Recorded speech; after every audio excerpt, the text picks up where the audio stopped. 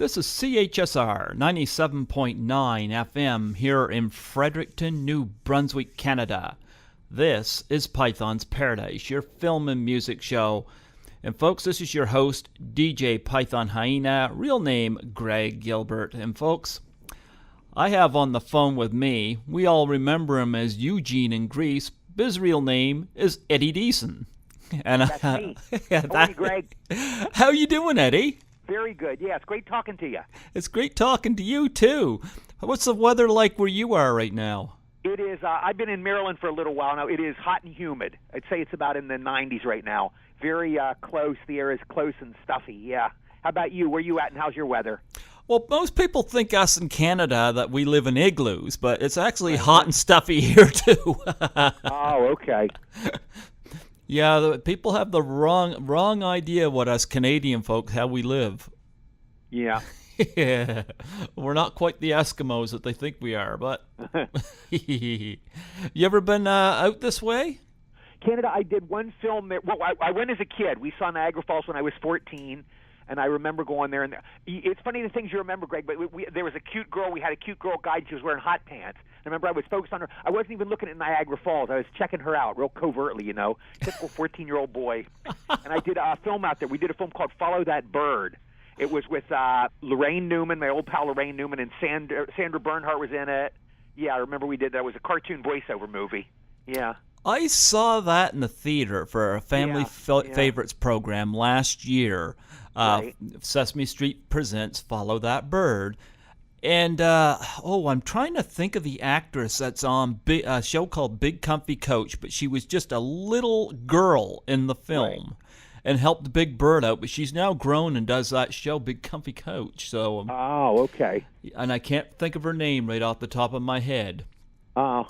But, I enjoyed that film. Oh, okay. Thank you. Yeah.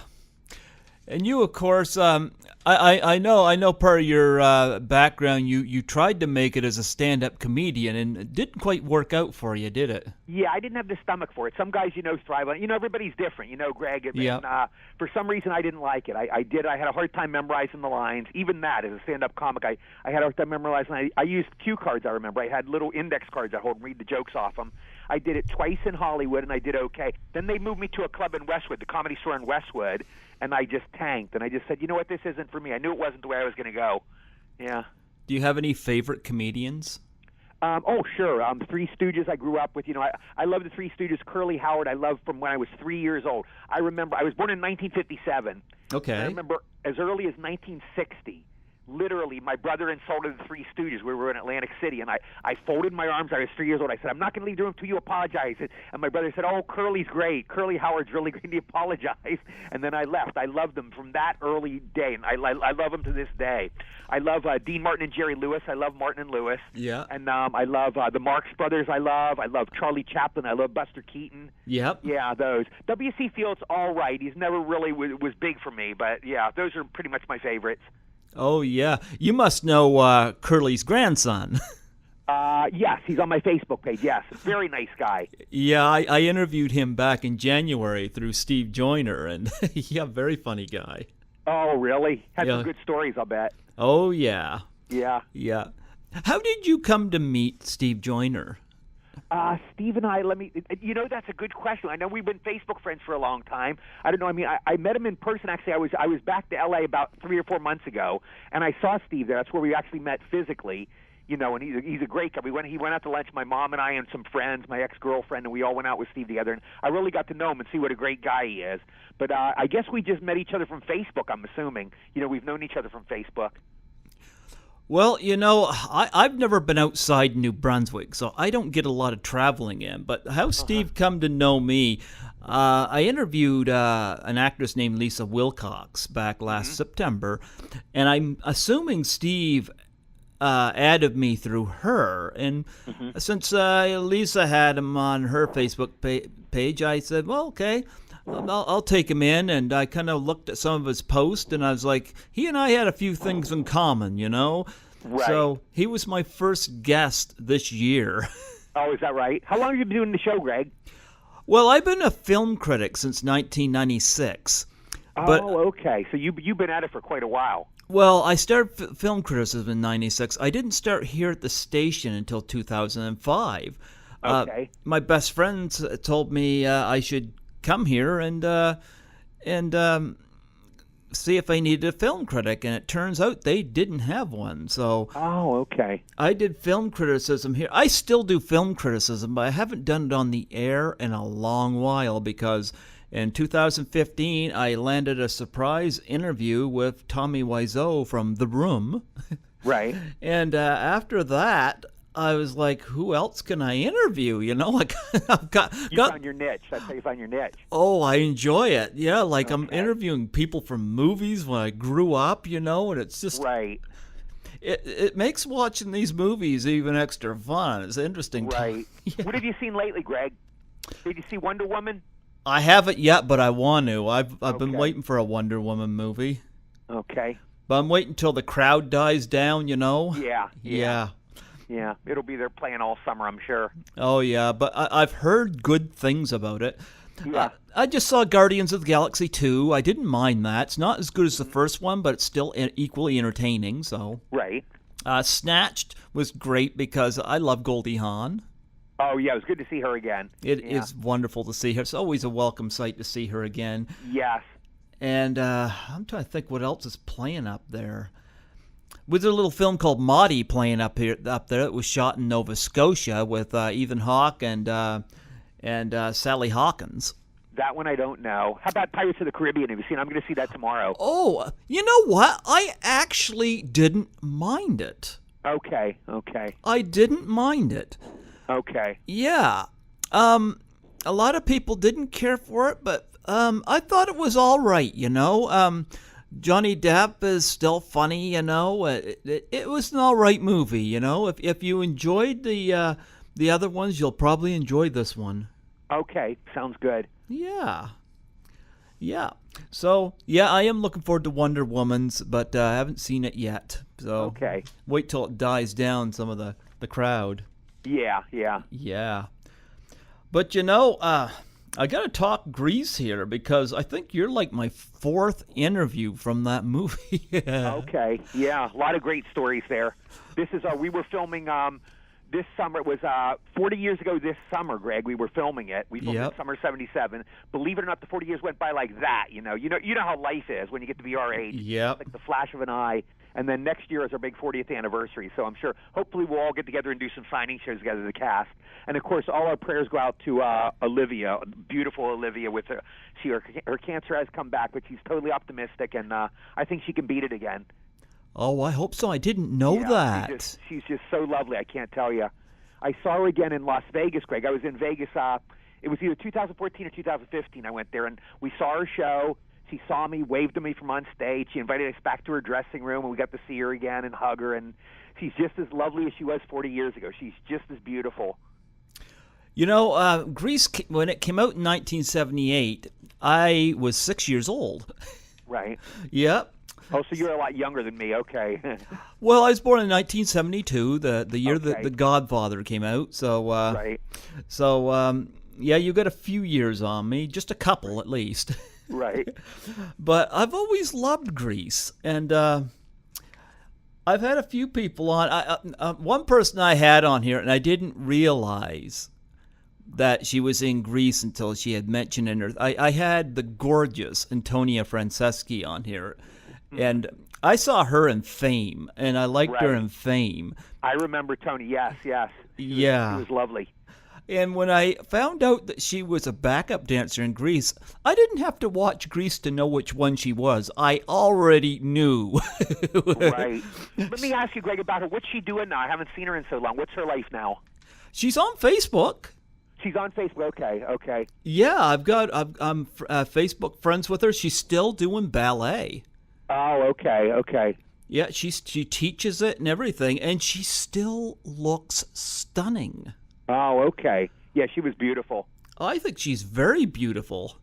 I remember when I was pointing out the scenes, because I know in Fame she was a dirty blonde, whereas in Grease she has dark hair. Okay. And I was pointing out to her all the scenes I seen her in to verify that it was her, and of course she verified it. And of course, she's standing by you when you get the pie in the face. And I asked, Right. I asked her if off camera they got her too. What'd she say? She said, "Oh no." Oh, okay. So I don't know. I love that kind of humor. So Yeah. Yeah. That was my first film. My first pie in the face was fun. People often ask me what kind of pie it was. Here's the secret, Greg. It was actually whipped cream. It was just a pie crust, and they put whipped cream. They loaded up whipped cream, and that's what I was doing. I think we did like 2 or 3 takes of it. We do a take. I get hit. They take off my glasses and clean them. The production girls, and then I put them back on. Barry hit me again. Barry did a perfect hit every time. The consummate pro. I heard there was a pie fight off set. Now, who was in that? God, that I don't know. That I wasn't involved in. I wish I had been, though. I didn't know. Well, I wonder if John and Olivia were in it. Huh? I wonder if John and Olivia were involved. I don't know, but I'm going to share something with you. Sure. We unfortunately had lost Robin Williams a couple years ago. And after the Ice Bucket Challenge was so successful, actually Steve Joyner told me I should bring this up to you. Right. And after the Ice Bucket Challenge was really successful with the ALS Challenge, one came up in honor of suicide and depression. Right. And it's called the Doubtfire Face Challenge in honor of Robin Williams. And you take a pie in the face and in honor of suicide/depression, and you nominate 3 people. Right. And I threw that out to some of the people I interviewed, and I've actually had some takers on it. No kidding. Yeah.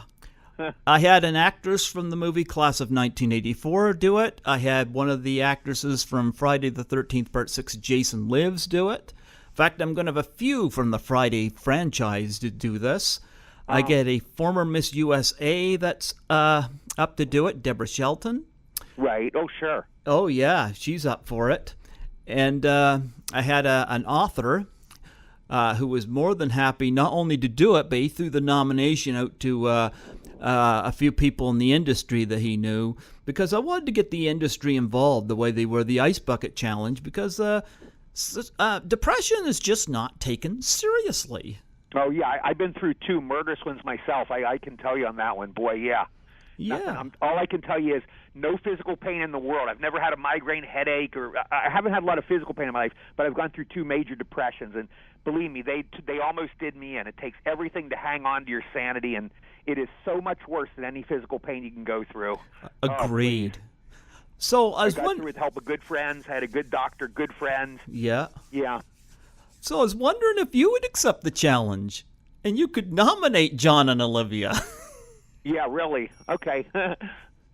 You could throw the nominations out to some of the people we're going to talk to, because that could actually... Well, you're getting most of the Grease cast now. You've had Barry, you've had Tony. Who else? Yeah, I had Barry, and I had Dave Friedman, who was a still photographer on the film. Okay. Very cool. Yeah. You're really getting into it. Yeah. A lot of them are on Facebook. I know Jamie Donnelly is on Facebook. She's very nice. Susan Buckner is on Facebook. She's very nice. Yeah. Susan Buckner, now, I have made contact with her. Yeah, she'll do an interview with you, I'm sure. Yeah, I could not believe. I looked her up just a matter of a couple of years ago. Just looked her up for the first time, and I couldn't... I always knew her as Patty Simcox. I could not believe how gorgeous she actually is. Yeah. Guess what? She was my major crush on Grease. I had a crush on her, through the shoot. I was head over heels. She looked like a young Candace Bergen. And I was just head over heels in love with her. Did you tell her that? No, I never told her till years after. I don't know. Women sometimes have a knack. Women are pretty smart. They know a lot of times when you have a crush. So she might have known, but I told her later. I know she had a thing going with Jeff Conaway. While I had my crush on, I was, me. Jeff Conaway was Kaniki, this Greek Adonis. So having fun with him. Yeah. Yeah. Life. Oh, yeah. Yeah, I was surprised. She's a very beautiful woman, and but it's kind of strange. I always kind of liked Antonia Franceschi best, and maybe it's because I always noticed her as one of the backup dancers, because I told her, I said you're the cute one, but I always noticed her, but I didn't know who she was until she pointed that out. You know another one, Greg, I just thought of, Mimi Lieber, or Lieber, Lebeier. Mimi is on Facebook. She's a Facebook friend of mine. She might do an interview with you. She was one of the dancers. Oh, yeah? Yeah, Mimi's wonderful. She's super nice. You could PM her. Maybe she'll do an interview with you. Oh, perfect. Yeah, give her my love. She's super nice. Oh, cool. Yeah. Yeah, I love Grease. So you played, of course, Eugene. Now, Right. How did you get that part? Just a standard audition? Yeah, I went in, Greg. It was a huge, what you know is what's called a cattle call. It was at Paramount Studios. There was a huge room there. It was almost not a warehouse big, but just a huge empty room. It was almost like a banquet room, maybe not quite that big, but filled with people, mostly guys dressed like Fonzie. You know, Fonzie guys, leather jackets, tough-looking guys. There were girls in poodle skirts. And what I remember is I was the only nerdy guy. I was dressed like in a Pee Wee Herman suit. You know, I had, this is years before Pee Wee, but I had my ice cream, beige suit on, little bow tie, white bucks, and I put Brill cream in my hair. I slicked it up real greasy, and I went in like that, and they liked me. The audition went real good. I attended. I didn't see Grease back in 1978, but I've seen it on home video. Of course, I've got it home on Blu-ray. But I did attend a couple of screenings of it. I saw it when it was played for its 20th anniversary. And I also attended a midnight screening of it within the last 5 years. And it was interesting because guys came dressed up as T-Birds. And when Olivia Newton-John sang Helplessly Devoted to You, right. There's a group of girls in the middle of the theater that sang along to it. Right. Like stuff like that is memorable. I never liked Dirty Dancing. I never saw Dirty. I hate that film. I know it's a chick flick. I'm totally with you, and I talked to other guys. That's one of my, at least as far as a major movie, that might be my worst movie ever. I hate it. But, of course, my mom loves it. My sister loves it. I know all these girls who like it. Yeah, but here's the funny thing, though. I've attended a midnight screening of, a re-release screening of Dirty Dancing, and I notice women react, but guys don't, because they're there with their dates, and they more or less, they're kind of like Twilight. They're forced to go along. Right. Whereas with Grease, people find John Travolta and Jeff Conaway cool. That's why guys will dress up in the black leather jackets. Women love them, yeah. Yeah. So, the males even react well. I would do signing shows with Jeffy. We did like maybe a half dozen signing shows together. And Jeff, by this time, was, he was a shell of what he was in Grease. Jeff was the most wonderful guy, but his body, got worse and worse. He did a lot of drugs, and he had 9 back operations. And he was hunched over and pretty gnarly. But the girls would come in giggling, like, you know what I mean? They were seeing Kaniki. They were seeing the Greek Adonis of the movie, and they were just swooning. Oh, da-da-da-da. They were giggling and swooning, and, they just loved Jeff. Yeah. And I would just sit there and watch this, and I go, they're seeing Jeff. They're seeing Kaniki from Grease. Well, let's start here with, in terms of your performance as Eugene, was there anything difficult about playing that role? No, not really. It was like there was a lot more to me than was in the movie. I mostly got clipped out of it because they told me, the AD came up to me and he just goes, "This is John's show." He goes, I was doing a lot of stuff in that, but they didn't want that. I did a lot of shtick. It was my very first film. And the director, Randall Kleiser, he's a wonderful guy. He goes, "Tone that down. Don't jump around." At the dance scene, I was dancing and jumping around, but they cut almost all of it out. My pie scene is like my big scene they left in there. That's the one scene they gave me. But no, it wasn't hard. It was just fun. Yeah, just not a lot of lines, easy, joyous. People ask me about filming Grease, and you know what I say, Greg? I go, imagine the greatest party of your life. The greatest party, and imagine it lasting 2 months. That's what filming Grease was like. It was that much fun. And John Travolta came off Saturday Night Fever, which is one of my all-time favorite movies. Yeah. And, of course, went to Grease. And John made a nice big comeback with Pulp Fiction, And I love it. Because he was dead. He was down for the count. Yeah. And then he came back and he became a superstar again. God bless him. Yeah. Wonderful guy. Nicest guy ever. I've heard that John Travolta is one of the most approachable and likable celebrities in terms of autographs. You heard right. As far as anything, I think you could just go up to him and talk, and he's just such a regular guy. Yeah. I found with most of the biggest stars, the biggest people I've worked with have all pretty much been like that. But even that, John is exceptional. He's just an exceptionally nice guy, just a beautiful human being, beautiful, great guy. Well, used to read, I don't think we get it here anymore, but it was called Autograph Collector Magazine, and John Travolta was always high on the top 10 best signers list. Is that right? Oh, yeah. Yeah. He'd be up there with, Tom Cruise and Johnny Depp and Matt Damon. Yeah. They've always had good things to say about John. And what I got to know, what was it like to work with John?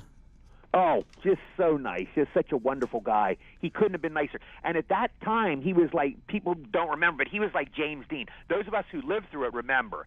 He was like James Dean at that time, coming off Welcome Back, Kotter and Saturday Night Fever, Grease. I mean, you can't imagine how big a star he was.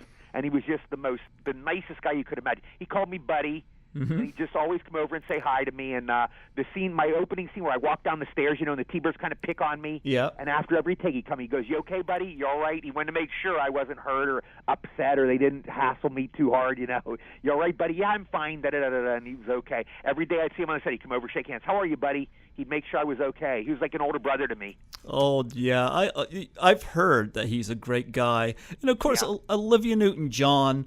I mean, what can you say? Absolutely gorgeous, and she did a film somewhere handy. I don't know where, but was somewhere handy to hear a few years ago called "Score a Hockey Musical." Right. And it was basically it was a musical addressing how hockey is violent. Mm-hmm. And there's one hockey. Never heard of that one. Well, it's about this kid who is, of course, the son of the Olivia Newton-John and whoever played her husband, and he wants to turn hockey into a place where you hug your fellow players. You're kidding. Who was in that? Who played that? Oh, I don't remember. I might have to send you the information, but I know Olivia Newton-John played the mom, and she even did a song in it, But it's right. Some people would call it a lame musical, but you know what? I kind of like the idea behind it. It was an interesting little take on it. Right. Yeah. But, Olivia, of course, playing Sandy. She was the good girl. And then you see her in that great pivotal scene towards the end where you see the leather-clad legs and the camera pans up and you see the T-Birds reacting. And then John Travolta looks over and, of course, our jaws all dropped because Olivia was just stunning. Right, yeah. So what was it like to work with her? She was lovely. I didn't see them a lot, John and Olivia. I didn't see them a lot, but one day Olivia and I hijacked a car together, believe it or not. We were on the Paramount lot. Mm-hmm. There was 4 of us. There was some guy driving. Olivia was in the passenger seat. I sat behind her in the seat, in the back seat. And there was another guy. There was 4 of us, and there was a red convertible there. I don't know whose car it was to this day, but the 4 of us hijacked. They go, "This is such car." Somehow they had the keys. They took it, and we spun it around the Paramount lot. And then we stopped. Olivia turned to me. She goes, "You're funny." That's the only time I ever talked to her. I said, "Thanks." That was the only time I ever talked to Olivia, but that was just a fun little day I remember, driving around, spinning around the Paramount lot in that convertible with her. Yes, and of course, Jeff Conaway. It's sad what happened with Jeff. I remember when he died, and I felt really, really bad. I liked him as Kinnicky. Wonderful guy. And Barry Pearl, I don't know if Barry told you the story, but Barry had a last day. Jeff lived at like this old folks home towards the end. It was like everybody there was like 90 years old except Jeffy. Okay. And we all went, and Barry got us all corned beef sandwiches and pastrami sandwiches and sodas, and we all went, and we sat around a big table. We all talked and reminisced. A lot of John and Olivia weren't there, but a lot of the cast was there, and we visited with Jeffy, I remember, and we had soda and sandwiches together and talked, and I remember wheeling him around. I took him in his chair, and I wheeled him, and I was thinking, God, this is the guy in Greece, the Greek Adonis Kinnicky. It's been so long, but he had a bad end, he had his demons, Jeff had his demons. He was a good guy, but he had a lot of demons. Yeah. Wow. And, of course, Stockard Channing, scene-stealing performance as Rizzo. Yes, he was awesome. Wonderful. Yeah. And she belted out that song, didn't she? Boy. I like that song she did, Look at Me, I'm Sandra Dee. Yes, that was great, too. What was the one she did alone, though? It was so beautiful. Yes, it was. I could flirt with all the guys. That's the worst thing I could do. She did that so that I don't think she wanted to sing it. and she sang it, and she just hit a home run. Such a beautiful rendition. She sang it perfectly. Yes. And of course, the T-Birds, we have Barry Pearl, Michael Tucci, and Kelly Ward. Yeah, great guys, all of them. Kelly is directing animation now. I've worked for him a couple times. He does cartoons. Barry, of course, is very active as a director. Barry's a great director now. He directs a lot of shows. He did a stage production of Grease, in fact, and I saw it, and he was wonderful. Barry's he kind of keeps us all together. We're like a Grease family, and Barry's kind of like the glue that holds us all together. Barry, I think, is going to book us for shows next year, help us get booked for signing shows together, and he arranged a lunch with Jeffy, you know. Barry had us, it was Barry, Cha-Cha, and I remember Annette Cardona. Sadly, she's passed away, too. She passed away in 2011, the same year as Jeff. But Barry got us in the Hollywood parade that year, and we all got to wave in the parade. It was me, Cha-Cha, and Barry. Yeah, he's a great guy. He's a mensch. Well, you've talked to Barry. You know what a mensch he is. Oh, yeah. Barry's a great guy, yep. Yeah. Now, Michael Tucci, I imagine is he out of detention, or is he still banging his erasers after school? Yeah, really. Good question. I don't know. I saw Mike at Michael was at the show Barry directed the Grease show. That was the last time I saw him, and we just said hi, you know. So I don't know what he's up to. He might still be acting. I don't know. He didn't use the hand buzzard on you? You know, Michael's in his 70s. Michael was the oldest of the T-Birds. He's in his 70s now. Barry, I think, is 67. And Kelly was a kid. Kelly's about my age. We're about 60. So he didn't use the hand buzzer on you? I love Michael. He's a wonderful guy. Yeah, and of course the Pink ladies.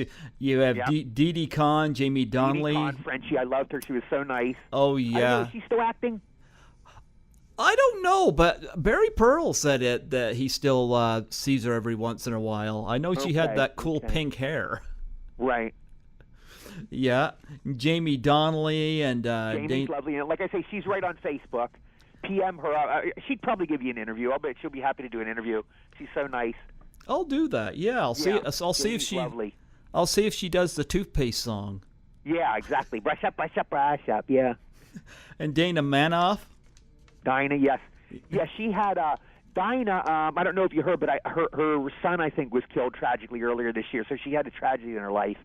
God love her. Oh wow, that's sad. Yeah. I did not know that.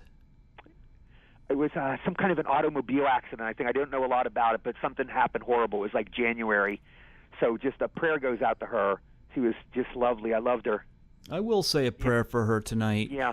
It's funny because when Barry and I talked about your pie scene, when we mentioned Dinah Manoff, it occurred to me she took a pie in the face in Empty Nest. Oh, really? Yep. That's a coincidence. Yep, they got her good too. She was being a brat at the table. Oh. And they let her have it. Oh boy. But she had a good reaction to it though. That's good comic timing. Oh, good. She sat there with her arms crossed or whatnot. She let us sink in. Right. Yeah. What would those three like to work with? As far you mean the Pink Ladies? Yeah. Very nice. Everybody was nice in the cast, Greg, except Jeff and I didn't get along. Jeff was kind of like a hood. He was kind of like Kaneki in real life, kind of a scary, ominous figure. So he was the only one in the cast I wasn't really comfortable being around.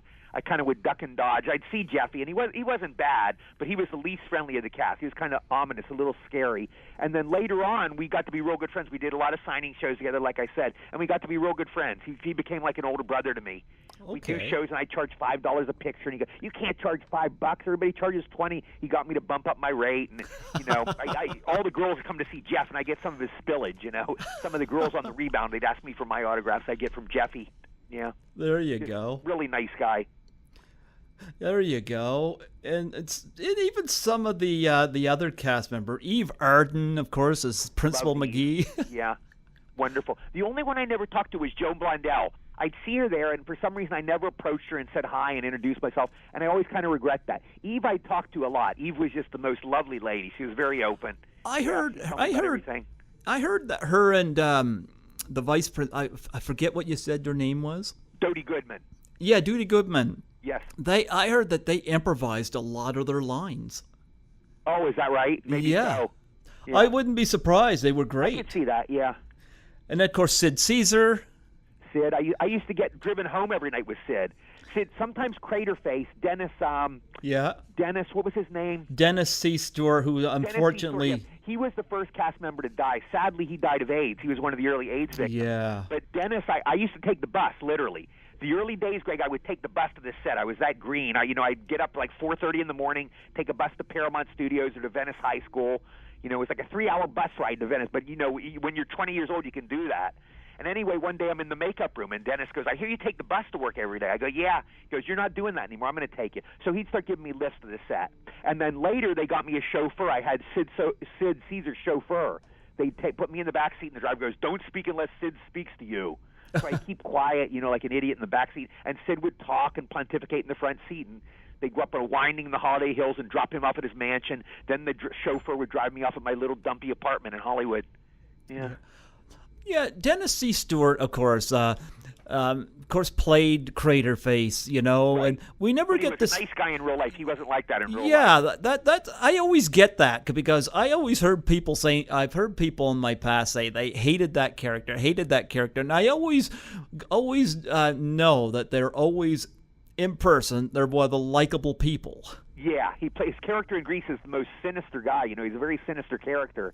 But in real life, he was a sweet guy, really a nice guy. Yeah, that's what I'm hearing about him. And yeah, it was sad to hear about his passing. Yes. Yeah, he was the first of us to go. Yeah. And of course, you mentioned, of course, Annette Charles. She was lovely. I never knew her through the years, okay? And then, interestingly, the day we had the thing for Jeff, the gathering, we all met Jeff, we just all took different cars. And I was just assigned with her. It was just me and her. She drove me, and it was like a half-hour drive. And we just talked and opened up, and I found out all about her, and she told me about her life. I told her about mine. And we got to be really close friends that last day. And that, ironically, was the last time I ever saw her. And, of course, it was the last day I ever saw Jeffy. But that was a beautiful day, beautiful memories. She'd never smoked in her life. She never smoked one cigarette, but she died of lung cancer. Yeah. Wow. Terrible. Oh, that's sad. Yeah. Now, you say out of all the lovely women, all these beautiful women on that film, it was Susan Buckner you had the thing for? I had the crush on her, yes, definitely. And maybe a few of the dance. Susan was my major crush, but there were a couple dances I had a crush on. Not Tony, although she was very hot.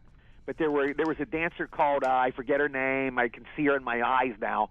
Maybe Mimi Lieber was very attractive and sexy. I liked her. A lot of the dancers were really hot, yeah. Yeah. Yeah. Well, I like Tony. I do like Antonia, but She's very pretty. I knew, like she was sexy in Fame, I remember. Yeah, like I said, I had no idea she had done Grease until, like I said, when I got in touch with her and she sent her little bio to me, I was like, holy cow, she was in Grease. Right.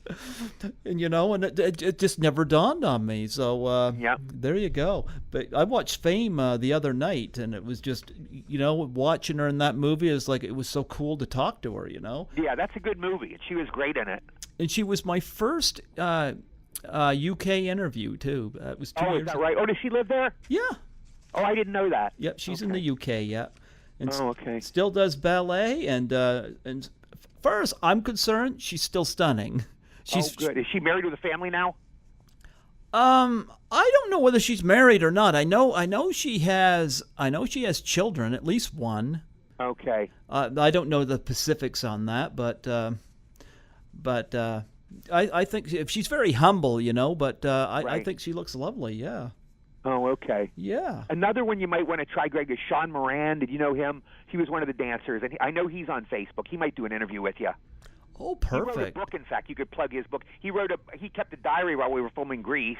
Oh, wow. He put it out as a book, so you might want to interview him, too. Absolutely. I'm going to be looking these people up, yeah. Everybody's memories will be different, It's like anything in life, like you go to school and everybody will have different memories, even though we're all in the same class. And that's kind of how Grease was. I'm sure their memories might be different than mine. Even, we all loved each other. We all had a good time. But everybody will have different stories, different memories.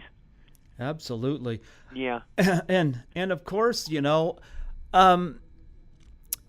were also one of the return cast members for Grease 2. Yes, they had me back. They had Eve, Dee Dee. By the way, to this day, I've never figured out how, because I graduated in Grease 1, but for some reason, Eugene was back in Grease 2. So, however the writers figured that out, that's what happened. Maybe you were upgrading. Maybe you were upgrading. Yeah, maybe so. Maybe. But, yeah, they had you back. Of course, Dennis C. Stewart back. And Dennis was back, right, yeah. Yeah. I don't know how they decided on us. It might have been a random thing. Why were some of us back at some word? I don't know. But they called some of us back. Yeah. That was Pat Birch was our director. She was the first woman ever to direct a major Hollywood musical. That was kind of historic. Okay. This is just my own opinion. It wasn't near as good as Grease. Grease just blows it out of the water, but it was fun. It was a fun shoot. Everybody was nice. Yeah. I agree. It's not as good as Grease. Yeah. But you got to say, though, Michelle Pfeiffer. Oh, God. I met her only one time, Greg. She was there on the set, okay? I saw her one day, and she was mesmerized. And I was kind of like hypnotized by her beauty. And I walked up in this daze, I go, you're beautiful. And she goes, thank you. And then I walked away. That was the only time I ever talked to Michelle. But she was that beautiful, just gorgeous, knock you out of your socks beautiful. I couldn't believe a woman could be that beautiful. Yeah, it's hard keeping your mouth closed, Yeah. And they have a few notable people. Speaking of fame, Maureen Teefy was in that. And yeah. Liza Minnelli visited the set one day. She brought her, and I always regret it. Again, you regret these things in life, but I regret I hadn't gone up and talked to her. I just remember seeing her in a director's chair. Liza Minnelli was there chatting and kibitzing, and I was kind of mesmerized, and I didn't say anything, but I wish I'd gone up and said hi to her. Yeah, because Lorna left. Lorna left, who was very nice. What's Lorna doing now? Is she still acting?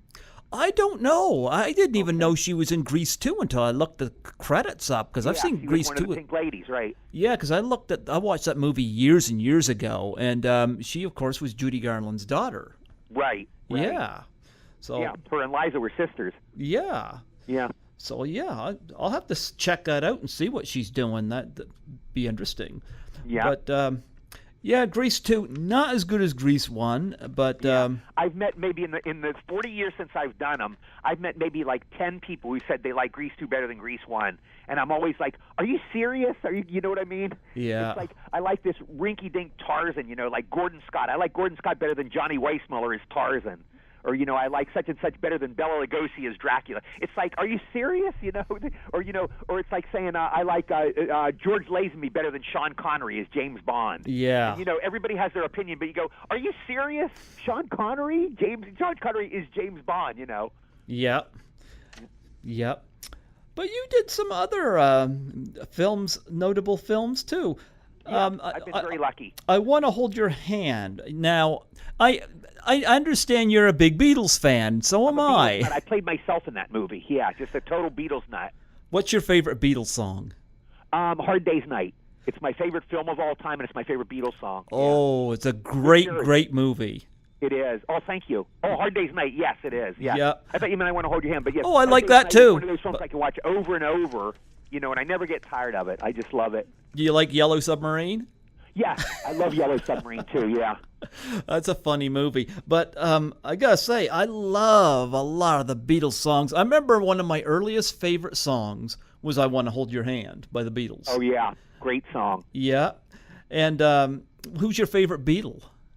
Well, this is how I qualify it, Greg. I like John until he met Yoko. I'm not a big Yoko fan. And then he kind of changed. But the early days I liked John, and then I switched over to Paul. I liked Paul after John met Yoko. Okay. Yeah. Yeah, I'm a little undecided about that. Which one's my favorite? I like them all. Because there's something about all of them, But well, I remember I'd be between. I remember Ringo did the movie Caveman, and that was I saw that. Yeah. That's how he met Barbara Bach, his wife. Yeah. Oh man, gorgeous woman. Yeah. And he dropped her in crap at the end of the film. Yeah. And she still married him. Yeah. But I Want to Hold Your Hand. Of course, you've worked with Robert Zemeckis, of course, doing a voice. Best director I ever worked with, in fact. He's my favorite director, Bob. Yeah, better than Spielberg. As great as Spielberg was, and Spielberg was a great director, but Bob is my favorite. Bob had the feel. Bob had the feel for comedy. Bob knew me so well. I was in good communication with Bob. He just is such a wonderful director. Yeah. Yeah, you worked with him in Polar Express as well, right? Yeah, he remembered me from I Want to Hold Your Hand and wrote me into Polar Express years later. Yeah. Yeah. So I did. And they might be my two best films. They might be my two best performances, both directed by Bob. Yeah. Okay. Wonderful guy. Well, I know that Nancy Allen, of course, was in I Want to Hold Your Hand. I love Nancy. I wanted so bad to get her on here a couple of years ago to celebrate the 35th anniversary of Dress to Kill. And she's, I just saw her at the Chiller show, the signing show last Halloween. Yeah. She's as lovely and nice as ever. Couldn't you get her on because she's such a nice girl? I have tried to get her on through Facebook, and I got this link sent to me from her about the Criterion edition of Dress to Kill, and I'm like, yeah, okay, come on and talk about it. I mean, she was in Carrie, she was in Blow Up, she was in Dress to Kill, and she was in, of course, I Want to Hold Your Hand. I'm like, I've interviewed Ronnie Cox from RoboCop, so it's like, you know, I don't bite. Right. But I would love to get Nancy on here, and but I remember, of course, her most memorable scene in I Want to Hold Your Hands, where she's in the hotel room where the Beatles aren't at the moment, and she's having some kind of a 50 Shades of Grey thing going on with the guitar. Yeah. What was she like? Very nice. Couldn't have been nicer. And again, like I say, I saw her at Chiller a couple of months ago, last Halloween, and she's just as nice as ever. I hugged her, and she's just such a sweet girl. I love Nance. Yeah. For me, I always remember her from Dress to Kill. I loved her in that film. And, of course, God rest her soul, Teresa Saldana had kind of a rough life after I Want to Hold Your Hand. Yeah. It's interesting the courses our lives take. It's all subjective, but she had some tough breaks, yeah. And, we lost her soon. Yeah. I think she's the only. Oh no! Of course, Wendy Jo, we lost to cancer too. Yeah. Yeah. Teresa Saldana, of course, after Raging Bull, had a very unfortunate incident. I really liked her in I Want to Hold Your Hand. What was she? What were your memories of her? Of Wendy Jo? Yes, Wendy Jo, but yes, I was talking about Teresa Saldana. Teresa, I'll be honest with you, Greg. I wasn't real close to her, and she wasn't super friendly on the set. Of the cast, she was about the least friendly. She's kind of like in a distant world, a little bit distant. But later on, she was real nice. I ran into her on Hollywood Boulevard. It was the last time I saw her. She had on a white beret, I remember, like Faye Dunaway and Bonnie and Clyde. And I saw her, and we hugged, and we reminisced a little bit. We chatted for a while. That was the last time I saw her. We were never that close on the set. You know, she was very good in the movie. And then she had a TV series, I remember, and I hope she's okay now, wherever she is. I hope she's doing well. She's unfortunately passed away. Yeah. So I don't know. I mean, I hope whatever she's in, wherever she's at, she's happy now. I hope she's in heaven. Yeah. But Wendy Jo Sperber, she's very funny. I remember her in a movie called Moving Violations. I thought I remember that, yeah. She was hysterical in that. Yeah. Yeah, she took information by Fred Willard just a little bit on the wrong side. Yeah. What were your memories of her? Wendy Jo? Yeah. Yeah, she was Wendy Jo. This is what I heard from the casting director. She lied about her age. She was only 16 when she did that movie. And it's the comedy performance of all time. She's like a female Lou Costello. But according to Stanzi Stokes, who cast it, we had lunch, and she told me, she said, Wendy Jo lied. She was only 16 when she did that film. And I go, how could anybody be that funny and wonderful and talented at 16? But she was. And I think in her whole career, that was the best thing she ever did. She never surpassed I Want to Hold Your Hand. She had a lot of great roles, but I Want to Hold Your Hand was her best role. What other memories do you have from I Want to Hold Your Hand? Just how good a director Bob was. Now, we had, Greg, the premiere of I Want to Hold Your Hand was in New York. We went on a promotional tour, and we literally got to stay in the Plaza Hotel in the suite the Beatles stayed in. Okay. Remember when the Beatles came to the United States in '64 on the Ed Sullivan Show? We stayed in that suite. It couldn't have been cooler. Oh, wow. But anyway, we had the premiere. We had a party that night, and that's where I met John Belushi. And I got to be friends with Belushi because that night we sat on a couch and talked together, and he was the greatest guy. And I remember this, too. Gilda Radner was there, and she just turned and smiled at me. I never talked to her. She turned and smiled at me, and it was the most beautiful, warmest smile I ever got in my life. And she just smiled and left the room. And I never got that smile she gave me. Well, you know what? For I Want to Hold Your Hand, have you ever met any of the Beatles? Yes, I touched Paul. Okay. I was there in a car on the Tonight. I've seen Paul in concert 3 or 4 times. But anyway, we saw him on the Tonight Show in 1984. Okay. His car was driving out after the show. Him and I think Linda was there with him, and they're driving out in the sports car, and he rolled down his window. A herd of us kids, we all ran. A bunch of us Beatles fans ran out. It was a bunch of us. It was like a Hard Day's Night. But he rolled down the window. He stopped the car, and I touched his arm. And I swear to God, Greg, his car drove over my foot. My shoe was there, and then finally he drove off, and it was a little sports car. And I felt this crushing weight on my foot. I didn't get hurt, but it felt like an elephant stepped on my foot, and it was the car. He drove one of his tires over my foot as he spun off. Oh. Yeah. Well, speaking of John Belushi, you worked with Steven Spielberg cast in 1941. That was 1941, which was an honor and a pleasure. Great director, and it was just an honor to work for him. He was a great guy. And my coolest lunch ever, Greg, one day we're on the set in 1941, okay? Mm-hmm. And Steven goes, Eddie, you want to come out to lunch with us? It was Steven Spielberg, John Belushi, and Dan Aykroyd, and me. I'm like, I'm like Ralph Cramden. Humming. So I got to lunch. It was the commissary in one of the studios. I think it was Universal Studios. And I had lunch. Steven was there. John was on my right, Steven on my left, and Dan was there, and they talked. I didn't say a word through lunch. I sat like a stuffed idiot. I'm like, it was so surreal. I was 22, and I'm there with the two biggest comedians in the world and the most famous director in history, and I'm having lunch with them. Anyway, I had no money, and I was scared, and luckily Steven picked up the tab. He treated us all, so that was the best lunch of my life, even though I didn't talk.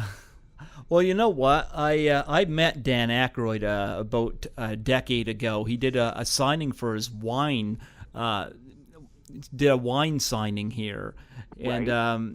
I showed up there. I bought a bottle of his wine, and I got a picture taken with him, and he signed my DVD of the Blues Brothers.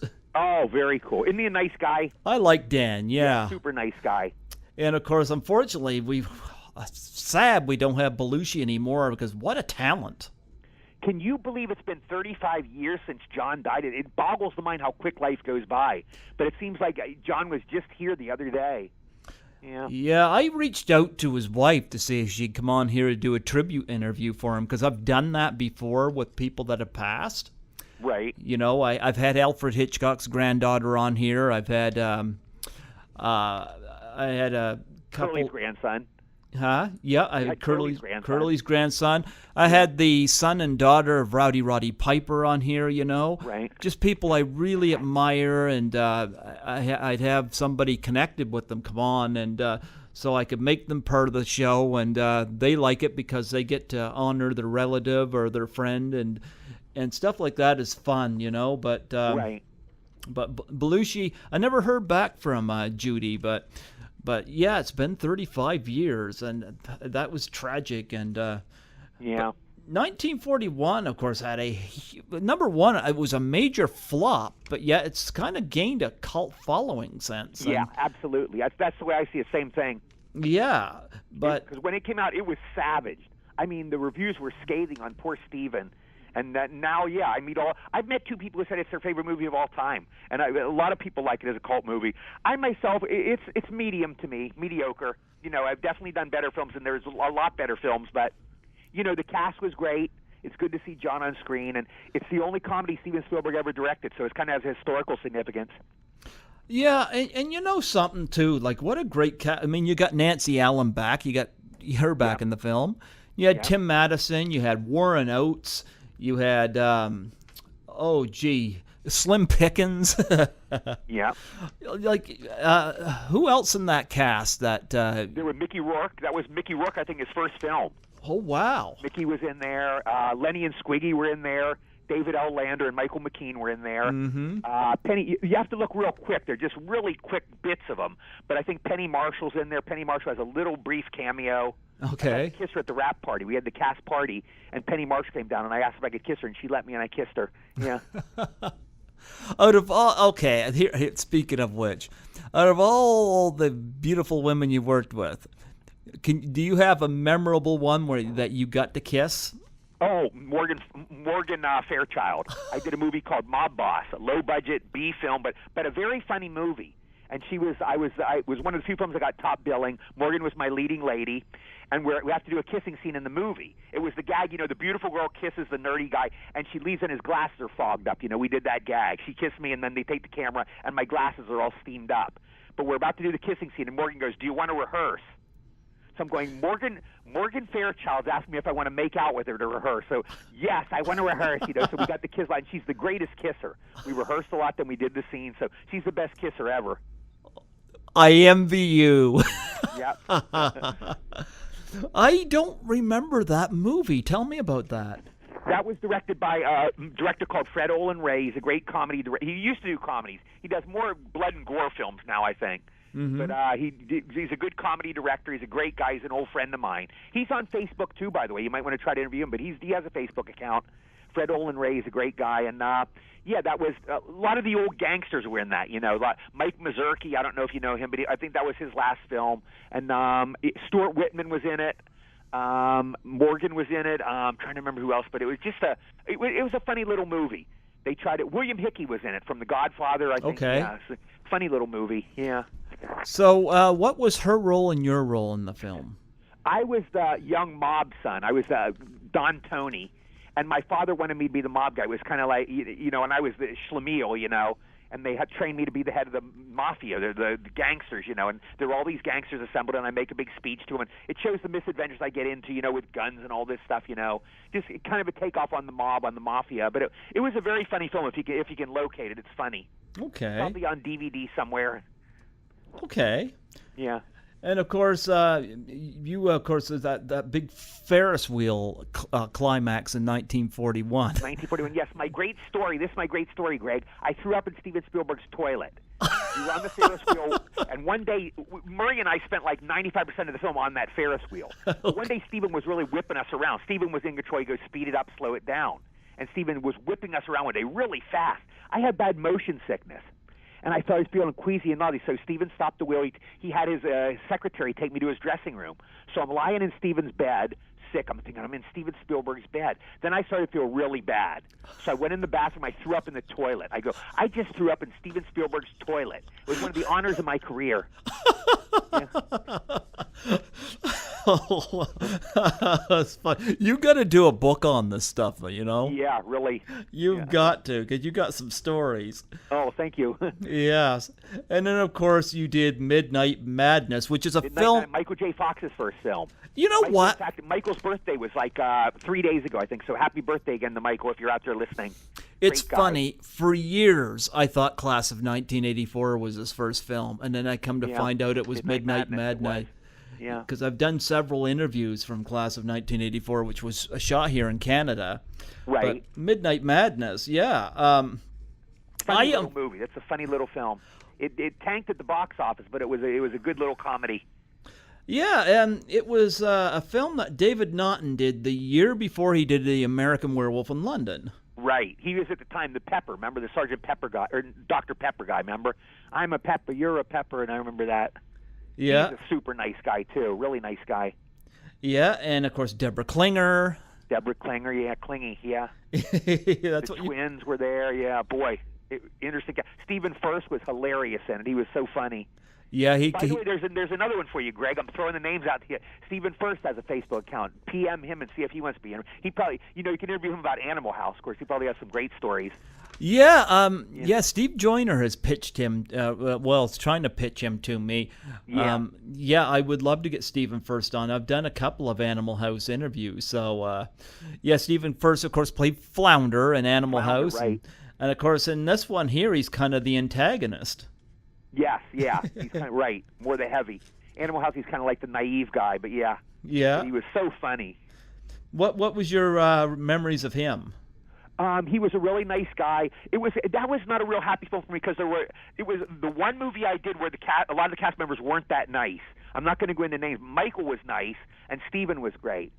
David Naughton was great. I won't go into the rest of the cast, but some of them weren't that nice. So it was kind of an unhappy shoot for me. But it turned out to be a funny film. And also that one was unusual. It had co-directors. It was the only film I've ever done. It was David Wechter and Michael Nankin.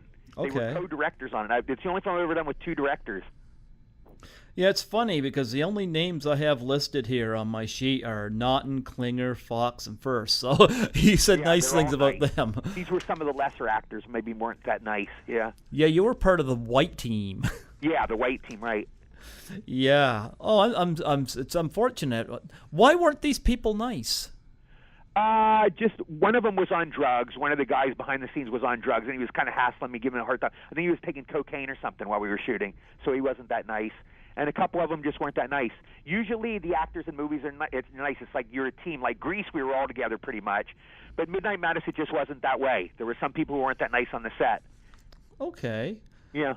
What other experience did you have on that movie? Did you throw up in anybody's it was toilet? Fun. It was fun doing the comedy. I met a really close friend, Marvin Katsup. I was the debater, and he was debater number 1. Okay. There was debater number 2 and 3. They all looked like Eddie Deezen types. And interestingly, he was my next door neighbor. It just happened. So I found that out, and he would give me a ride to the set every day, and we became lifelong friends out of that. We're still friends. In fact, I talked to Marvin earlier this week. He's a great guy, and I got a really good friend out of that movie. Well, that's fantastic. Yeah. Yeah. And, of course, you also did Zapped. Zap with Scott Baio, yes. Another really nice guy. Yeah, Scott Baio, of course, he ends up through a freak accident getting telekinetic powers, and Willie Ames decides that there's a profit to be made here. Right. And, of course, I had the gorgeous Heather Thomas in it.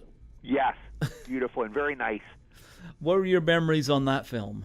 I wasn't in that a lot, but I remember what a nice guy Scott was, and I had my God's Gift to Women shirt. Unfortunately, I got real sick 2 years ago. I had to leave L.A., and I came here to where I am in Maryland. I'm still kind of stuck here, but I left that in L.A. I kind of miss it, but it's probably long gone now. But I kept that T-shirt all through the years, my God's Gift to Women shirt. Anyway, I did the film. It was brief. I just did a couple days on that one.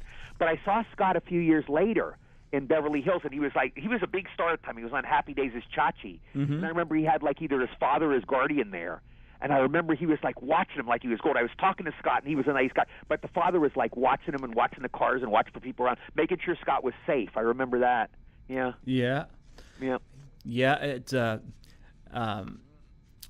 I can't remember her name. We just lost her recently. The woman that played his girlfriend in Chachi and.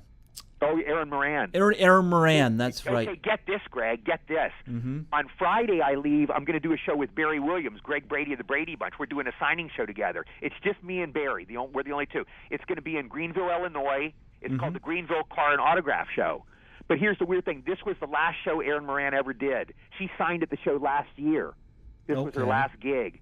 So that's the show I'm going to do this Friday and Saturday. So hopefully it'll go better for me. God bless Erin, wherever she is. I hope she's doing well, but it's just kind of a weird coincidence. Yeah, I didn't know this until somebody on Facebook told me. Yeah, I find this stuff out late too because I don't read the tabloids. Yeah. And so so I just kind of find out either on Facebook or whatnot, and somebody brings it up, and we just lost Glenn Headley recently, and I was like, gee, but I just saw her in a movie, It's yeah, but. You were also in another big film called WarGames. Yes, Mr. Potato Head. Yeah, directed by Saturday Night Fever director John Badham. Yes, but here's the trick of it. My director was Marty Bress. I was there originally. Marty Bress was my director. He did the scene with Maury and I, and then after 12 days, they didn't like Marty's rushes, the dailies he filmed. The studio looked at him, and they fired him. They didn't like his dailies. So I assumed they're going to cut my scene out. I go, oh, my God, he got fired. My scene's gone. Luckily, they left my scene in. And then John Badham replaced Marty. But Marty Bress directed me. I never got to work for John Badham. People ask me to this day, they go, what was it like you worked for John Badham? What was he like? I go, no, I never did work for John Badham. It's just the director was switched in that movie. Unfortunately for Bress, he made one of the worst movies in history called Gigli, which I hope he can live down. That one? Yeah, I hope he can live up. I knew him from Beverly Hills Cop. And I go, good, he got fired. He goes, but he was such a wonderful director, and I was happy for him after Beverly Hills Cop. But, yeah, Gigli would kill anybody's career. Oh, that was awful. I don't know. There's few times I was that bored through a movie. Maybe Pearl Harbor might have been another one I was equally bored through, But yeah. Just absolute junk. And it's like, So I felt bad for Martin Bress on that one. It's like, how did he go from Beverly Hills Cop to Gigli? Yeah. So, I don't know, but WarGames, of course... was a really good movie. WarGames is one of my better movies. Even though I'm only in one scene, it's a really good, long scene. And that, Greg, that was the first computer nerd. That was where the computer nerd was invented. I invented the character in that movie. Yeah. It was the first time there was ever a computer nerd. Yeah. And of course, it was an early role for Mr. Ferris Bueller, Matthew Broderick. Yeah, I think it was like Matthew. It wasn't his first film, but it was like his first, it was like his second or third film. He was very young, and we drove to the set together. They took us to the set together, and his father had just died at that time. Oh. His father, James Broderick, and I remember Matthew talked about his father in the back seat. I remember he had tears in his eyes. He was a very sweet kid. And he told me about his father. He was regaling us with stories. Me and the driver was telling us all about his father, telling us stories about him. And it was very sweet. He was a really nice guy. Yeah, and of course, years later too, like he did Ferris Bueller's Day Off, but years later he did a movie. One of the great films ever. Yeah, and he did a movie called Election with Reese Witherspoon. Yeah, I never saw that one. Is that a good movie? Fantastic. Okay, I'll have to catch that one. It's almost like somebody had pointed out, director Alexander Payne in the commentary said his role in Election is kind of like a grown version of Ferris Bueller. Only he doesn't have quite the edge that Ferris Bueller had. Right. And, of course, it was the film that kind of put Reese Witherspoon on the map. I did an interview from Election last year with Molly Hagan. I was happy to promote that film. So if you haven't seen Election, Jeff, definitely check it out. Okay, I will. Thank you. Yeah, it's fantastic. But... yeah, WarGames, Matthew Broderick, Dabney Coleman, Ali Sheedy. Yeah. I did a cartoon show with Dabney, maybe like 2 years ago, and I saw him, and he's like in his 80s now, but I went up and introduced myself. I go, Mr. Coleman, hi, I was in WarGames with you. He go, oh, yeah, great. It was like, you ever meet a guy at a party, and you can tell they have no idea, they don't care, they're just being polite. And I go, Mr. Coleman, it was great. I worked with you in WarGames. Oh, it's great to see. I go, yeah, it was really fun. I loved it. Oh, it's good to see you. He was like, give me these answers. He didn't have a clue who I was. He did not, he didn't know what I was talking about, I don't think. But we did the shoot together, and I just, he wasn't mean. He just was, I don't know, it wasn't that he didn't care. He just was like giving me this fake communication, He's just like, oh, Eddie, do you remember me? I go, oh, hiya, pal, how are you? And I have no idea who this person is. I think he didn't have a clue who I was. He's probably done so many films since See, to me, WarGames was a big deal. Yeah. But he's Dabney Coleman, he's like a major star. So to him, it might have been just one little gig, and he just moved on. And he was like kind of not semi-placating me, He's like saying, okay, let's acknowledge this guy, shake his hand, and hopefully he goes away. It was kind of like that. Although he wasn't mean, but it was kind of like that, Dabney's a talented guy, like 9 to 5, and he goes back to I Dream of Jeannie. Yeah, this guy's had a great career for 50 years. I mean, he's really a legend. He's one of the great actors ever. Yeah, so, you can forgive him if he didn't remember WarGames that well, maybe, or maybe he didn't care about it that much. Yeah, and did you work any with Ali Sheedy? I knew Ali. Ali was in my scene, but I used to play cards with Eric Stoltz. Remember the kid in Mask? Yep. He was in Mask, Eric, and he was later in Pulp Fiction. Yeah. So we used to play poker together. We were in a movie called Surf 2 together, Greg. Oh, it was yeah. A B movie, but it was a funny little comedy. There was no Surf 1. It was just called Surf 2. But Allie was the girlfriend of Eric at that time, and she would come in the house, and we'd be playing poker. She'd come in with groceries or come in with a book, and I'd say hi to her, and that's how I knew her. And then I met her again on WarGames. We worked in that scene together. She was just really nice. Yeah. She wrote a good book. Ali, she wrote a book. I think she had a bad time with drugs, and she wrote about her whole experience. And it's really a well-written, nice book. Yeah. Well, of course, yeah, you get to work with Eric Stoltz and Surf 2, end of the trilogy. What a funny title. Yeah. What was Eric like? Eric was a great guy, wonderful guy. He liked his pizza. I remember we played poker together. He was a good poker player. And he was a pleasure to work with on the set. He was a great actor. He was in two classics, Mask and Pulp Fiction. They're both classics. I don't know what Eric's up to now, but he can always have those in his credit. Much better credits than Surf 2. He went a lot further than Surf 2. But he was also a really nice guy. It was always fun playing poker with him. He liked greasy pizza. Yeah. He'd order pizza, we'd be playing, and he'd go, make sure it's greasy. And he liked greasy pizza. Not the best thing for you, but I remember Eric liked that. He was also in Fast Times at Ridgemont High. You know what? You're right. So that's 3 classics. He's done 3 classic movies in his resume. And he's in Anaconda. Anaconda, right? Yeah. He's laid up in a lot that one though. Right. But he had a great career. Yeah. Even you never know. You see him like Michael J. Fox. Who would have known? But you work with him. It was his first film, and a lot of them, never work again. You work with a lot of them. This is their first or an early film, and they'll never work again. And then some go on to become the biggest stars in the world. It's subjective. It's a combination of course, they have great talent, but it's luck, and you have to get into the hit movie. You can give a great performance, but the movie bombs, and you're not going to go anywhere. Or you can give a bad performance in a hit film and you don't go anywhere. But you have to have that great performance in the hit film, and then that's what puts you over. Yeah, and so Surf 2, I've never seen Surf 2, End of the Trilogy. Again, I got to say, what an interesting title, Yeah, it's a crazy little movie. Yeah, I'm a mad scientist. It's another film where I got top billing. It's a weird one where I got top billing. And who was in it? Morgan Paul was in it. Remember, Morgan Paul was in Patton. He was George C. Scott's assistant. I don't know if you remember Patton, the movie. I know, he was like his assistant. Yeah. And he was in it. He was a great guy. And who else was in it? Anybody else being in? Oh, you know who was in that? Cleavon Little was wonderful. Cleavon Little from Blazing Saddles was in Surf 2, and he was just the greatest guy. Cleavon sadly died very young. Yeah. He died shortly after we did Surf 2. We did Surf 2, and then Cleavon died maybe like 5 or 6 years after that. He was just the nicest guy, really nice guy. Yeah. Yeah. And then of course you were in Critters 2, the main course. Now I've interviewed I've interviewed Leanne Curtis from that film. Oh, okay. How's she doing? She's doing great. She told me ahead of time she had no filter, and she was right. Oh, would she drop the F-bomb or something? Oh, I've had people do that before, but when these go out on the internet, it's not going to matter, Yeah. Yeah, but she was great. She's just full of energy and personality. I like her a lot. Yeah. Yeah, she was in 16 Candles. That great film, 16 Candles. Yeah, great in that movie. That's a movie I love. I love that too. Yeah.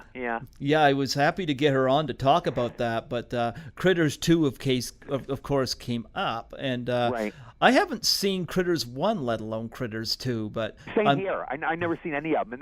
And then here's another one, Greg. This is how again I could do a whole show with you on how I've missed working with superstars. Critters 3, a direct-to-video movie. Who starred in it? Leonardo DiCaprio. That was his first film. So I missed working with DiCaprio by one movie. He was in Critters 3. And you didn't see Critters 2 and you were in it? Never. Oh, there's a couple I haven't seen. Yeah, Critters 2, I never saw it. Yeah. Why didn't you see it? Well, it was a different time, Greg. Nowadays, every movie comes out, okay? And then within a couple months, they're on DVD, they're on cable. Remember, it was a different time. Mm-hmm. When we did that, movies would just come out and bomb. That was still the era they'd come out. There might have been like videos, I guess, but movies would just come out, and if they bombed, they bombed. They'd come out and play for a week, and they bombed. There was no cable TV, so you didn't catch them there, And if you didn't rent the video, you just didn't see them. So that's what it was. A lot of my early films, they just died. They just bombed. Okay. And another film I got to bring up is Beverly Hills Vamp. Beverly Hills Vamp, yes. Funny, that was with Britt Eklund. Got to work with Britt Eklund. She was a super nice lady. Yeah. Yeah, I have not seen this either, but I looked at when I was looking at your credits, I was reading up on that, and I was like, this sounds interesting. Yeah. So that was a good movie. I don't know. Did Fred Olin Ray direct that too? I don't know if it was Fred. Might have directed that. I'm not sure. But it was a vampire takeoff film, and it was just it was a B movie, of course, but it was a funny movie. It has some funny gags in it. Yeah. Tell me about your experience working on that. I think you got a really good billing in that. Yeah, I might have got top billing in that. Maybe I was below Britt Eklund, or maybe Britt and I were co-billed, but it was fun. Working with Britt was fun. I'm trying to remember. It was always fun working for Fred Olin Ray. He's just a fun director. Robert Quarry, I don't know if he's an actor. He's been around for years, but he was like, I did a lot of scenes with him, I remember, and he was a real nice guy. It was a fun shoot. Yeah, it was real fun. Yeah, and of course... Sometimes the B-movies, how much the budget is has no bearing on how much fun it's going to be. Sometimes you work on a $200 million movie and you don't have that much fun. And sometimes you work on this low-budget, grade B movie and you have a lot of laughs. It's really fun. The people are closer. So, the money doesn't have a bearing on how much fun it is or how good the movie is. Do you have any recollections of Laser Blast? Because I know that you did that after Grease, but it was released before it. That was my first movie that was ever released. I did it right after Grease. I worked 3 days on it, but it was released March 1st, 1977. Grease was released, which is going to be this week, June 16th, 1978. I'm sorry. Yeah. So that was first, and then I Want to Hold Your Hand. I did third. That was actually released April 21st of '78. So Grease, even though I did it first, came out third. You can follow what I just said. But I did 3 movies in '77, and they all came out in '78 in different orders. Yeah, and you Anyway, Laser Blast is the only movie I die in. It's a science fiction movie, and I play the bully's friend. I'm a little jerk, and I get blown up. They blow up our car, and I get blown up. So that's the only movie I literally die in. You play and Froggy. I had a crush on the script girl. There was a really cute script girl called Betty Goldberg. I don't know whatever happened to her, but I had a huge crush on her while we did it. And Kim Milford, the star, sadly, he died of AIDS, too. He was like Craterface, Dennis C. Stewart. He was an early victim of AIDS, too. Kim Milford, real nice guy, but sadly, he died of AIDS. You played Froggy. Froggy, right.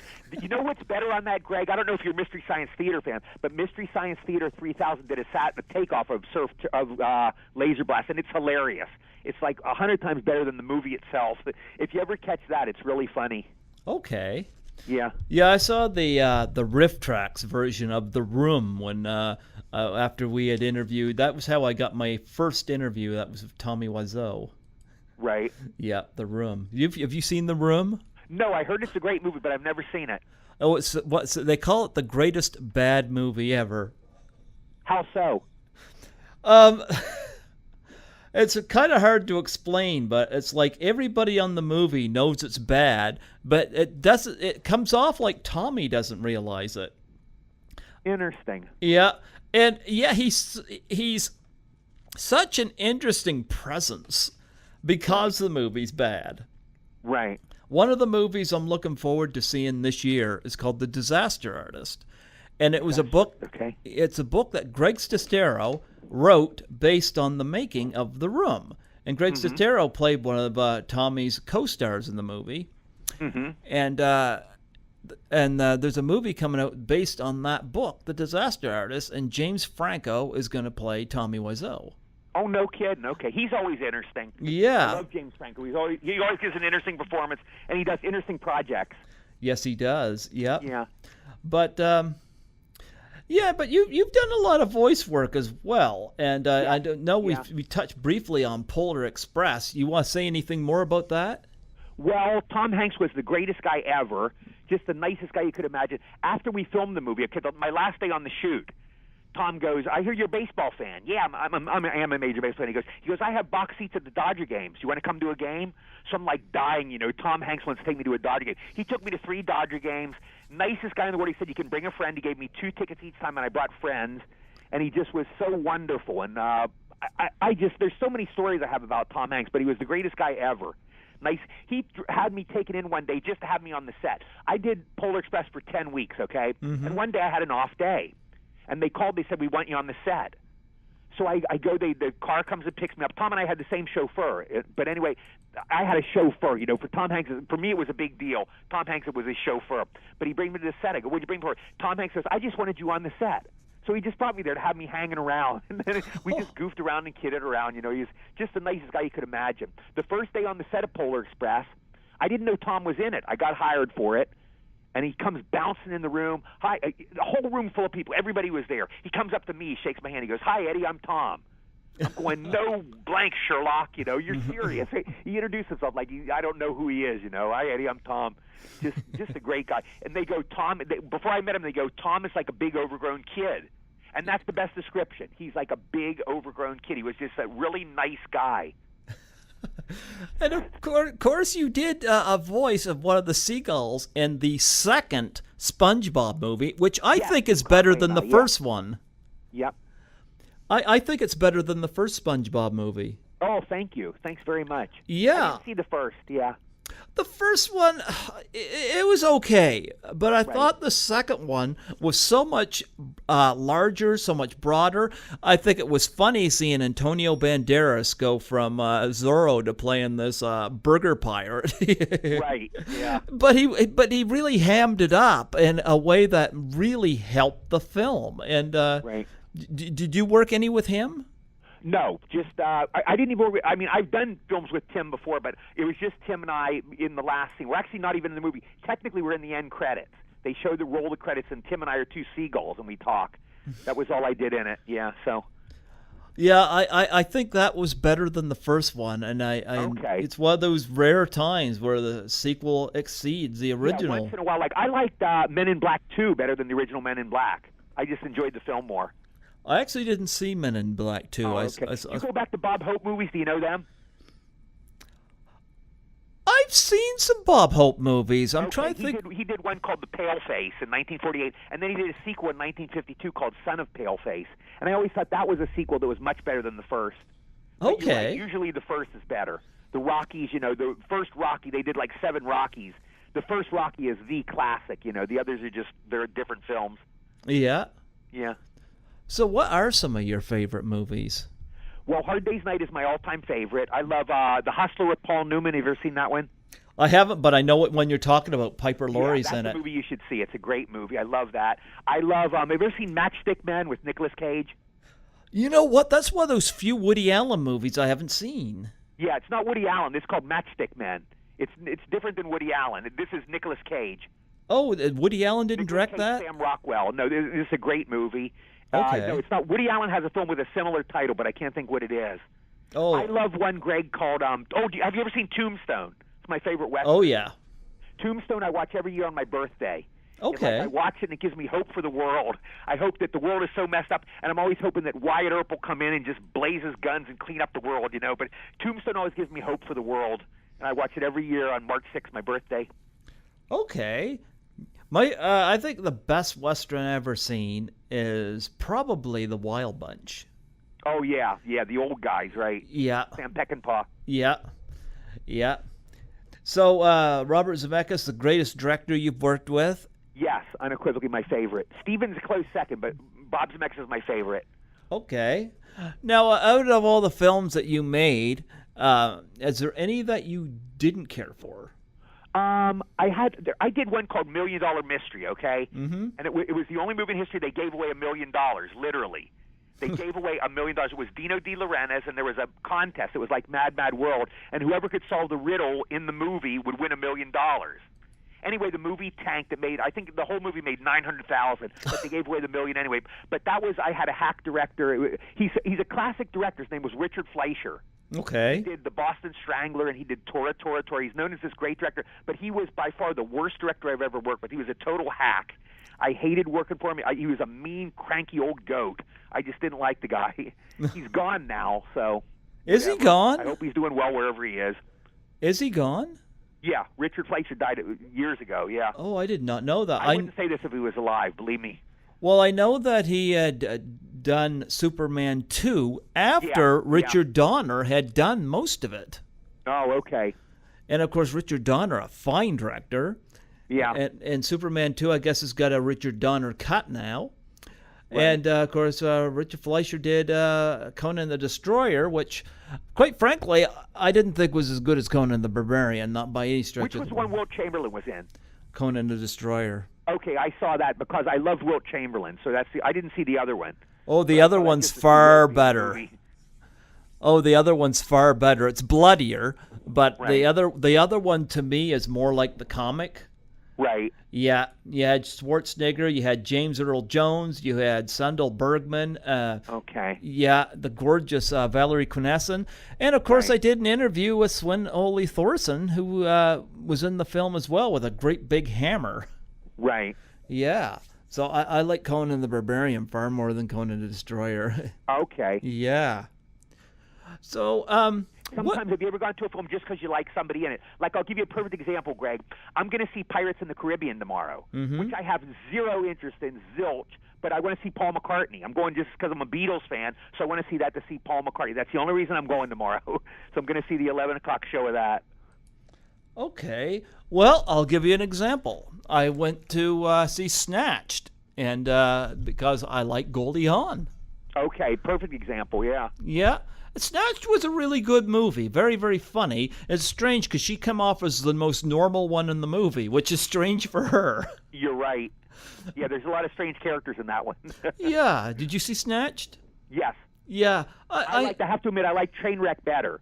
Trainwreck got me acquainted with, what's her name? Amy Schumer? Amy Schumer. And I love that movie. This I thought was all right. It was about a 4 or 5 for me. Wasn't my favorite one, but there were definitely some funny moments in it. I mean, she's a funny lady.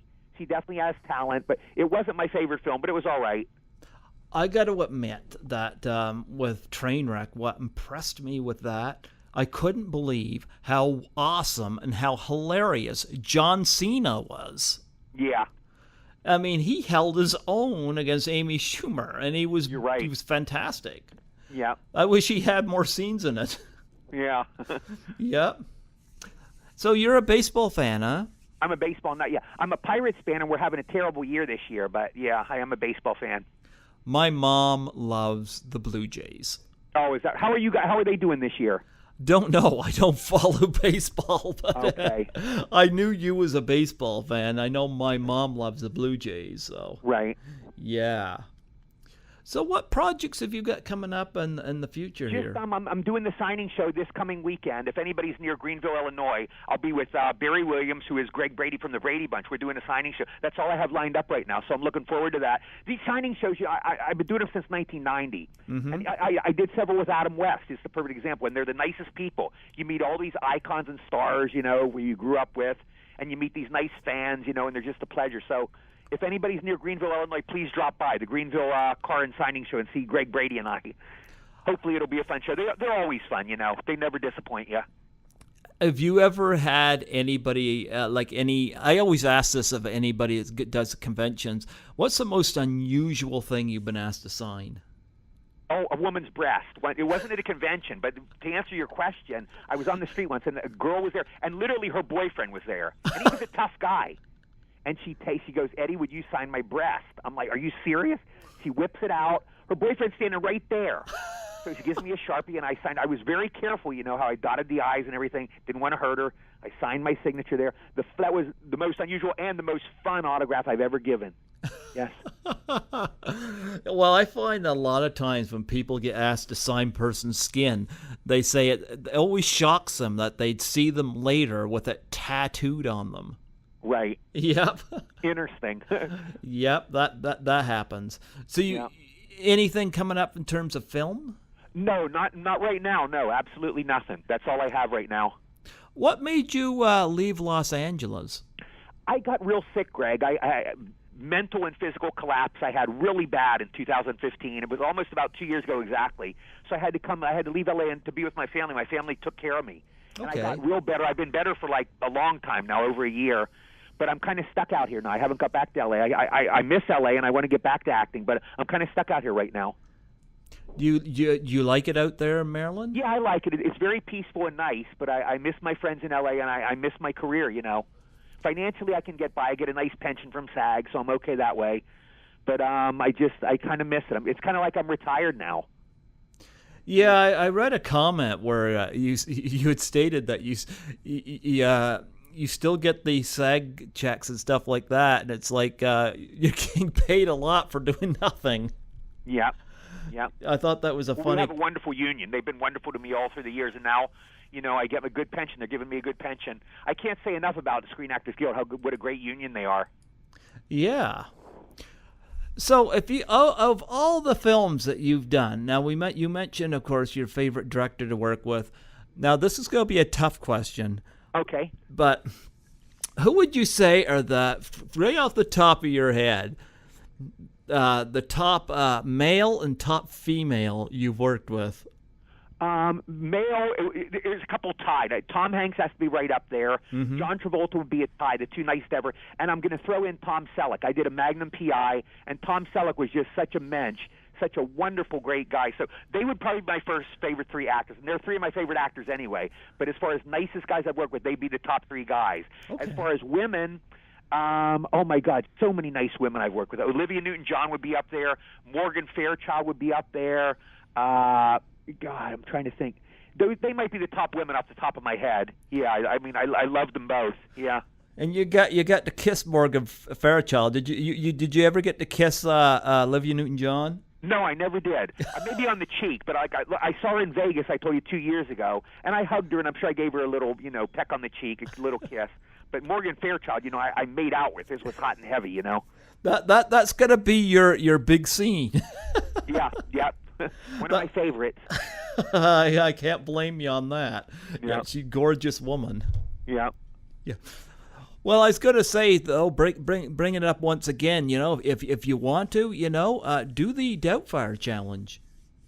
Okay. Yeah, the Doubtfire Face Challenge. And, if you're up for it, it's a pie in the face for suicide and depression. If anybody wants to donate to something, there's the American Foundation of Suicide, the American Foundation of Suicide Prevention. Okay. Yeah. This was not started by me, but I've been because I got hit with a bad depression not too very, very long ago. And right. Yeah. Yeah. God bless you. Are you over yours? Are you okay now?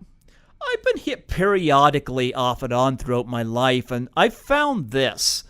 I find eventually stuff passes. I'm going to give you an example. Here's something I do. I had a girl pretty much stomp on my heart back in 2006.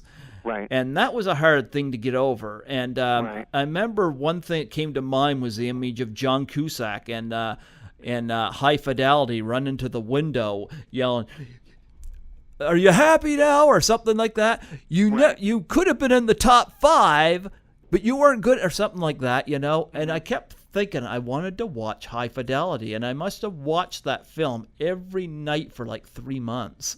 Mm-hmm. And it was good therapy because it was like watching somebody go through a heartache just like me, Right. And of course, I had lots of prayer because I come from a Christian home, and had really good friends praying on my behalf. And of course, I'm sure that helped. yeah. And of course, friends I had good friends to hang out with too. That put up with my whining about the situation. But I just remember the hardest was the mornings. Waking up in the morning was the hardest. That's interesting. But I remember one morning waking up and the pain was gone. Okay, interesting. So it just never came back? Well, the next time I got hit with a depression, I remembered this. This was going to be hellish, but I knew there was going to come a morning when I was going to wake up and it was going to be gone. It's just a matter of enduring it until then and finding a way to work through it. Right. Yeah. So well, I'm glad you're through yours, because you can understand what kind of hell it is, how bad it is. Mm-hmm. But I'm glad you got through it. God bless you, Greg. Well, thank you. Yeah. Was this your only one? See, I've gone through 2 in my life. Oh, gee, I've gone through. I don't know how many I've gone through. I'd say 4 or 5. Okay. Okay. But But hopefully that was your last. well, I'm hoping so. Yeah. But I've never been suicidal. Because again, I don't want to get religious on you, but where I believe in Christianity, I believe there's a heaven and a hell. So I'm like, if I take my own life, I can't get that back. And if I got to stand before God, I don't want to regret there, I'm not saying people that commit suicide are going to go to hell, but I don't want to find out, Yeah, I understand. I can understand that. So somehow I try to work through it somehow. So I've never been suicidal, but well, good. I'm glad you made it through. Yeah. It's like a horrible dark tunnel, and you got to stick with it and keep moving, and then finally there's going to be that opening in the cave, or with that darkness, the bleakness. It always does happen, but it can be a while, and every day is like an eternity. It's so horrible, but you got to just keep walking, and you eventually will make it through, and you proved that. Yeah. But I gotta say, God bless everybody who took up my challenge, and I've had a few people do it, and I got a few that said they're gonna do it, haven't done it yet, but just a matter of time. But I think it's just gonna take the right nomination and the right catch, because I want to get the industry involved. Actually, one of my initial targets, I wanted to get Emma Stone, because I've been a fan of hers since Superbad. Huh? Does she have depressions? No. Okay. It's just that she just won an Oscar, and it just reminded me how I've been following her career since Superbad, her first movie. I love one of my favorite movies. I love that movie. Yeah. Well, I did an interview from Superbad this year, actually. Who'd you get? I got Casey Margolis, who played the young version of Jonah Hill in the movie. Oh, okay. And he was fantastic. Yeah. Yeah. But the film's celebrating its 10th anniversary this year, and oh my God, yeah, I love it. And of course I saw Emma Stone. I was immediately smitten, but she's also really funny. Yeah, she's very talented. I was thinking of, you know who I was confusing her with, Greg? It was Kirsten Dunst. Oh, And Kirsten Dunst she has bad depression. She goes through it bad. She's fighting that, so I hope she's okay. I like That's who I was Kirsten thinking of, Dunst though, as when you well. said Emma Stone. I like Kirsten Dunst as well. Of course, they were both in the Spider-Man movie, so maybe that's why you mix them up. You're right. You're right. Yeah. Now, Kirsten Dunst, she'd be a good one to nominate for the Doubtfire Challenge right there. Yeah, you're right. Yeah. Do you know Kirsten? No, never met her. Never met her? No. No. I admire her as an actress, but I've never met her. Yeah, she's another one that she just been. I remember when she was just small, and now she's, up there making these Woody Allen movies and whatnot. Yeah. Yep. No, so I mean, if you want to, do the Doubtfire Challenge, and if you know anybody from the industry that you think will do it, throw the nominations out. Okay, I sure will. Yeah. Thanks very much. Yeah. Now, before we close off, I mentioned my suicide depression charity. Do you have any charities that you're involved with? No, not necessarily. Not really. I don't. No? No. Okay. Do you have a web page, right? Yes, I do. I do have a web page, EddieDeezen.com, and I have a Facebook page. I hope everybody will visit. I wish I could have more friends, but they limit you at a certain number. I'm at that number, but I wish I could have everybody on my Facebook page because I work hard. I put trivia and jokes and stuff on my Facebook page every day, and I love people to read it. Oh, yeah. I don't know why they limit. I don't get that. I know. I never saw. What's the difference? What's the difference if you have 20,000 friends? Who cares? But yeah. For some reason, Mr. Zuckerberg limits us. I don't know why. I don't understand that either because it's an arbitrary. I find it's a great way for me to make my contacts for these interviews. Right. Yeah, because I'll bet. Yeah. You just PM them. You can PM almost anybody now. They won't necessarily get it, or they might get it and not reply. But you can PM all these people. It's a lot better than writing a fan letter. You have a lot better shot than writing a fan letter. Yeah. Well, I've made some good progress on there. Yeah, I was going to ask if I could add you on Facebook, but I guess if you're at your... I could, Greg. You're a great guy, but unless always watch, because here's what happens. I'll wish happy birthday every day. I'll get the list. 15 people, 20 people have a birthday today, and I always wish my friends happy birthday every day. And sometimes you go to their page and they're dead. Literally, you go, I'm gonna say happy birthday, Sam, and you look there, and there's a thing. I miss you, Daddy. His daughter will have a post up. It'll go, Sam Johnson died, April 14th, or you don't know. They die, or some people leave Facebook. Some people just do get tired of it and they leave for whatever reason, or they're upset. They don't like Facebook. It hurts their life, or they're wasting too much time, and they'll leave. So that's the way people will leave, and then I'll get new friends. Oh. Well, I find people need to learn how to use it right. Like, number one, these people getting on there getting political, they're just making themselves upset. I hate it myself. I hate that, but some people thrive on that. They like putting that mean stuff up. So I don't get off on that either. I think it's to make people feel good. I like to make people feel happy reading my stuff. They learn stuff with my trivia. They laugh at the jokes, I don't like the mean stuff, but I have a lot of friends who do write the mean stuff. And, it's their, the rule on Facebook is your page, your rules. My page, my rules. So that's how they want to run their page. I guess. Well, Eddie, it's been such an honor to talk to you today. It's been my pleasure, Greg. You're a wonderful host. It's been my pleasure talking to you. Yeah. Before you go, two things. Sure. Is there any place people can go to get an autographed picture? Yes, go to EddieDeezen.com. My Uncle Leo runs it, and he will tell you how to get either a color or black and white picture. I can inscribe it however you want. Or if you want to meet me live, like I say, this coming weekend, I'll be in Greenville, Illinois at the Greenville Car and Signing Show. Greg Brady and I. So come by there and you can meet me and get a picture that way. Okay. Yeah, that'd be great. Have you ever been up this way before? No, I guess you said you only at Niagara Falls. I guess I did a film there in Canada. I did to Follow That Bird. The only other time. Yeah, I'm in the New Brunswick, the Maritimes here in Canada. Oh, okay. Yeah, I always tell people our closest celebrities are the Trailer Park Boys. Are you familiar with them? No. No. Ivan Reitman produced their first film. Oh, okay. But their television show has gone like a dozen seasons, so. Oh, okay, cool. Yep, they're pretty funny. Well, Eddie, it's been an honor having you on here. It's like I feel like I've known you forever on here. Well, thank you. It's been a pleasure. We talked what? We talked over an hour and a half. It just went by quick. But it was great talking to you, Greg, and I Well- wish you continued success with your show. Talk Well- to all the Grease guys and get more. Just keep doing these great interviews. They're wonderful.